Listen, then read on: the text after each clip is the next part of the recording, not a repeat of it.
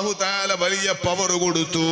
അല്ലാഹു തആല അവരെ സംബന്ധിച്ച് പറഞ്ഞത് ഇന്നല്ലാഹ ഇശ്തറാ മിനൽ മുഅ്മിനീന അൻഫുസഹും വ അംവാലഹും ബിഅന്ന ലഹുമുൽ ജന്നah.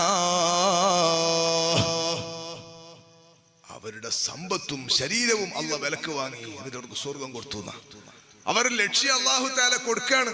എന്നിട്ട് അവരിൽ നമ്മുടെ ശരീരവും അവരുടെ സമ്പത്തും അല്ലാഹു സുബ്ഹാനഹു വ തആല വിലക്ക് വാങ്ങിയെന്ന് അല്ലാഹുവിന്റെ പരിശുദ്ധ ഖുർആൻ പറയുകയാണ്. അവർക്കൊരു ലക്ഷ്യമുണ്ട്, ആ ലക്ഷ്യത്തിലേക്ക് അവർ നടന്നെടുത്തു. ഒരു പ്രതിസന്ധിയും അവർ പ്രശ്നമാക്കിയില്ല, ഒരു പ്രയാസവും അവർ കാര്യമാക്കിയില്ല, ഭാര്യ മക്കളെ അവർ നോക്കിയില്ല, ദുനിയാവിന്റെ ചുറ്റുപാടുകൾ അവർ ആലോചിച്ചില്ല.